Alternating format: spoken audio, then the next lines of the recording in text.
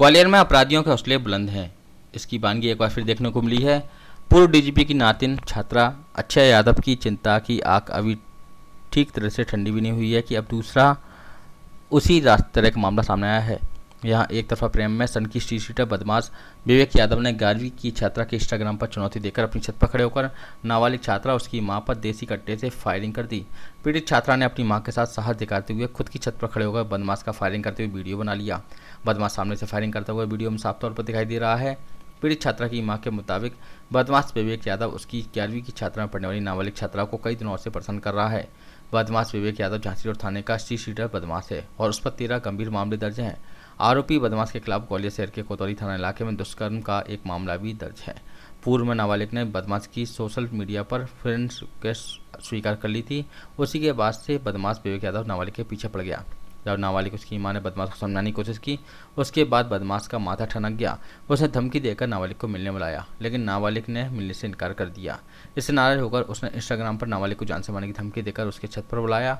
नाबालिग उसकी मां की हिम्मत जुटाकर छत पर पहुंची, तभी पहले से हाथ लगाए सामने तकरीबन 5-6 मकान छोड़कर बदमाश अपनी छत पर आया और उसने देसी कट्टे से लोड किया और अपना चैलेंज पूरा करने के लिए पीड़ित मां बेटी पर फायर ठोक दिया।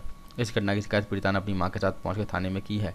पुलिस ने पीड़िता की शिकायत पर कड़ी मशक्कत के बाद आरोपी बदमाश को कैंसर पाड़िया के पास से दबोच लिया।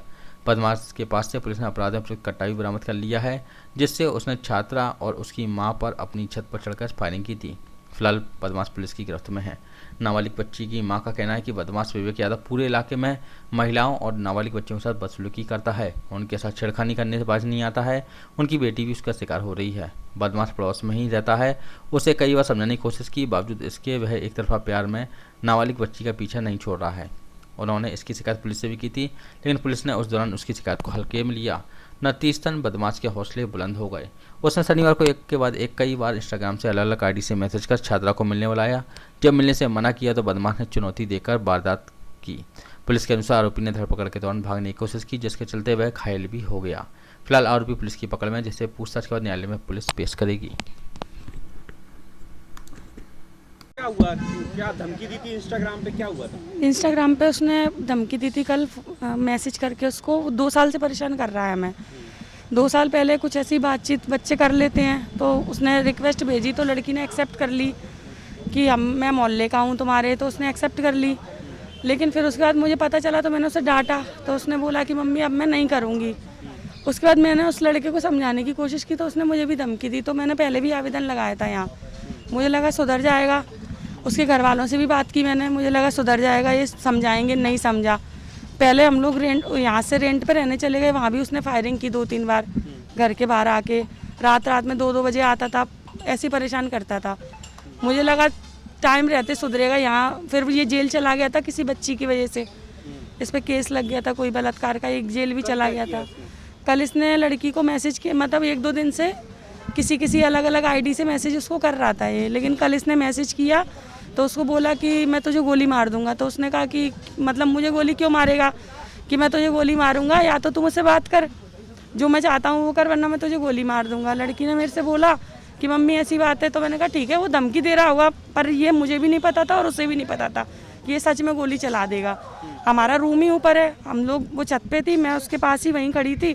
एकदम से उसने सामने से गाली दी और गाली दे के लड़की ने उधर देखा तो लड़की से बोला मैं तुझे गोली मार दूंगा। तो उसने बोला भी कि हाँ मार दे जा। तो लड़की ने ऐसे करके उसकी साइड मोबाइल का कैमरा किया, तो लड़की ने कहा मार दे, मारेगा तो हमें ये पता नहीं था कि ये सच में फायरिंग करने वाला है।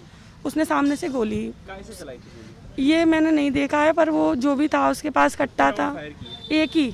हाँ, कहाँ लगी गोली ये मैंने नहीं देखा सर, हम दोनों डर से नीचे बैठ गए थे तो हमने नहीं देखा। ऊपर से निकल गई? हाँ, गोली वहीं उसने चलाई, फायरिंग हुई तो हम दोनों ही डर गए थे। तो मैंने उसका हाथ पकड़ा, मैंने कहा क्या नाम है आरोपी का?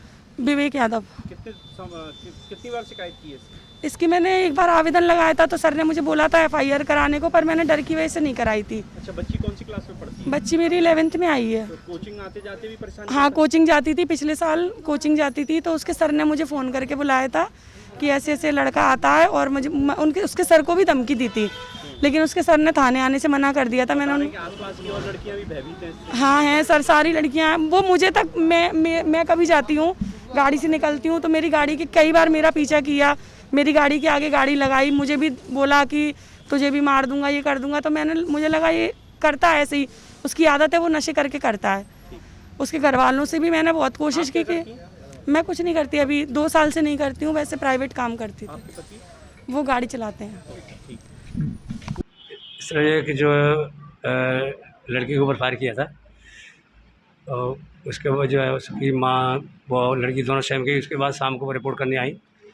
जब पुलिस जो हम लोगों को जानकारी हुई तो FIR प्रकरण दर्ज करने के बाद इसके खिलाफ 307 का। उसके बाद मैं फोर्स के इसको जो है इसकी तलाश की तो जो है कहना जो है उसके घर से भाग गया था। इसके भागने से इसके छत पर गिरने से भी चोट भी आई थी। उसके बाद इसको अरेस्ट करके मैं इकट्ठे गए और इसको वापस लाया। तो ये क्या क्या वजह क्या थी, शिकायत किस बात की थी? जी कोई इंस्टाग्राम होता है, उसमें कोई लड़की से जो है कह रहा था मैं तो गोली मार दूँगा, धमकी भरे उसके पत्र भेजा था। तो लड़की से पूरब से क्या रहा तो और इसका थाने पे पूरब में भी रिकॉर्ड है, इसके 13 अपराध करीब है। तो ये क्या मतलब एक तरफा प्यार का मामला था, क्या था एक तरफा का प्यार का अब ये कोई जानकारी नहीं हुई पूरी, मतलब इंस्टाग्राम पे से इनकी जो है तो अभी क्या कार्रवाई की जा रही है? भाई इसको अरेस्ट कर लिया। मैं इकट्ठे हथियार के कल ही शाम को उसकी FIR के 1 आध घंटे बाद इसको अरेस्ट कर लिया तत्काल।